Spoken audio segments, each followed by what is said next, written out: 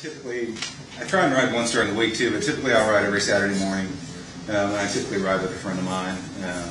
On Saturday he couldn't go, so by myself. And I'll usually ride from here. I usually leave here at 5:45, something like that, around 6, something like that. But I didn't get very far. I stopped at my friend's house. He was in a couple streets up to see if he was going to go. He wasn't up, so I went by myself.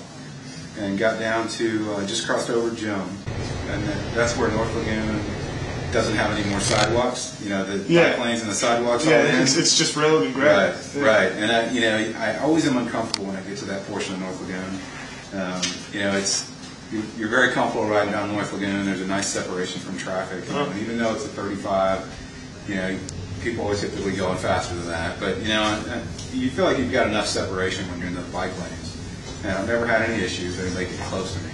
Yeah. But always when I cross over Joan, I'm uncomfortable in that one little section. And really, of my whole 14-mile ride out, that's really the most uncomfortable portion of it for me. There's there's not even any shoulder at all. It's the white line and then dirt. Yeah. So I'm riding right to the inside of the white line as far over as I can get. But, and I'm always conscious of when's the light going to change, and are they going to go? But it was actually green the whole way through for me, so I was a clean shot. And I actually made it another, might be 300 yards. And I was probably right where the golf course property starts. And heard a car coming behind me. I didn't think anything of it, but I heard him coming, heard a car behind me. And I always, in that situation, I'll look in front of me to see if anything's coming the other direction. Especially I know that's a tight road. So I'll look, make sure nothing's coming the other direction, that he's got room to go around me, he's got room to get over. Nothing was coming the other way. So, my first thought was, he'll get over another lane and go around me, no problem. I was already over as far as I could go, which was still in his lane, but there's nothing I can do there.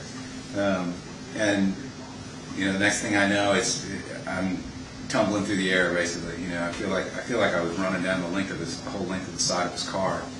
But he really hit me in the side of his car, not the front. And I remember, one of the big things I remember was sliding on my head.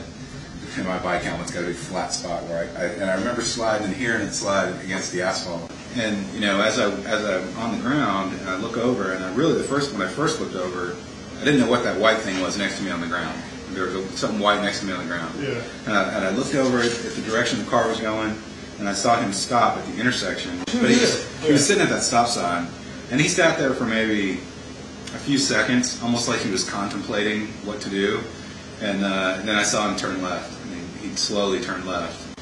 So during that time, I kind of paced around a little bit more. I sat back down, and as I sat back down, just to try and get my wits about me, here comes the car that I recognized was the same white car that I had just seen driving away. And he parks on the other side of the road. Now he's coming the opposite direction. He came, he was going before. Yeah. He's heading west now, and he's heading east now. And parks on the other side of the road, on the other side of the shoulder, pulls over in the grass. And as he gets out of his car, he says, "What happened?" Because I'm sitting there with my back to the road. I look over and so you kind of look over your shoulder. Yeah, I kind of look over my shoulder. And I see him walking out, stepping out of his car, and he goes, "What happened?" I said, "You took me out. That's what happened." And he said, "No, man, that wasn't me." And I said, "I know it was you." So I know it was you. And as he's walking, at this point, he's across the street. He's reaching down for his mirror, which what I realized at that time was his mirror. So that's the first time you kind of realized, oh. Yeah, I'm like, that's the mirror off his car, So he's reaching down to pick up his mirror, and I said, "No, I know it was you." I said, "I'm getting your license plate number." And I wish I hadn't said that because it alerted him to what I was doing. So I jumped up off the ground, and I started crossing the street, and ran over to the back of his car, and I luckily was a couple steps ahead of him. And I looked at his license plate number, and just as I was walking across the street, I heard him come up behind me, and he says, "No, you're not."